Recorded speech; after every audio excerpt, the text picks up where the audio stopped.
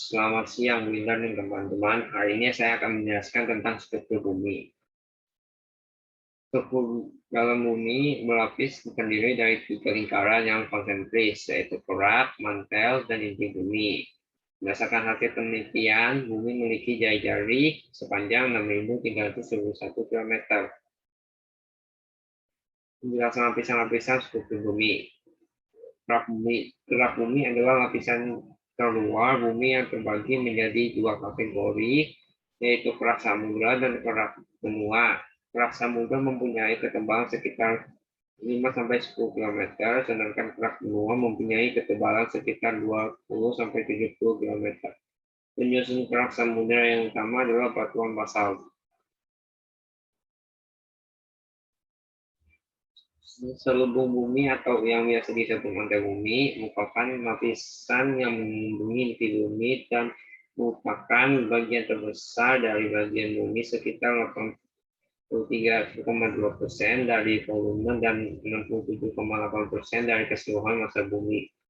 Pada lapisan ini tempat terjadinya pergerakan lempeng-lempeng yang disebabkan oleh gaya konveksi atau energi dari panas bumi.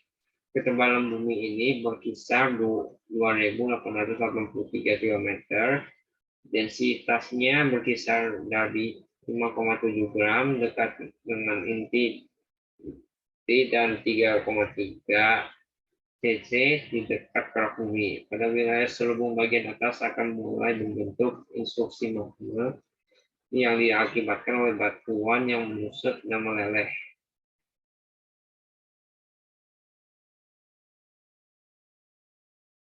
Inti bumi terletak mulai kedalaman sekitar 2.900 km dari dasar kerak bumi sampai ke pusat bumi. Inti bumi dapat dipisahkan menjadi inti bumi bagian luar dan inti bumi bagian dalam. Batas antara selubung bumi dan inti bumi ditandai dengan penurunan kecepatan gelombang P secara drastis dan gelombang S yang tidak diteruskan. Komposisi material menyusun inti bumi diketahui dengan perkiraan bahwa unsur besi merupakan unsur yang banyak dijumpai pada kerak batuan penyusun kerak bumi. Dengan meningkatnya berat jenis pada batuan yang makin dalam letaknya, maka kadar besi juga akan semakin meningkat.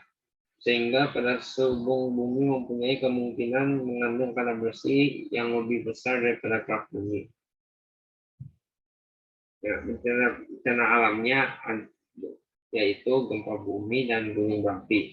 Gempa bumi adalah peristiwa berputarnya bumi akibat pelepasan energi dari dalam bumi, terjadi perubahan energi panas yang menyebabkan penggolakan inti bumi menjadi energi kinetik, sehingga mampu menekan dan menggerakkan lempeng-lempeng bumi. Energi kinetik yang dihasilkan tersebut dipancarkan ke segala hal berupa gelombang gempa bumi.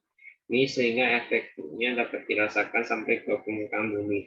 Lempeng-lempeng tektonik yang berdekatan saling berinteraksi dengan 3 kemungkinan. Pola gerakan yaitu apabila kedua lempeng saling menjauhi, saling mendekati, dan saling menggeser. Dan gunung berapi. Gunung berapi terbentuk akibat pertemuan 2 lempeng bumi. Bagian lempeng yang tenggelam memasuki lapisan atmosfer akan mencair karena suhu bawah lempeng bumi yang sangat tinggi. Bagian cair tersebut akan menambah magma dalam perut bumi.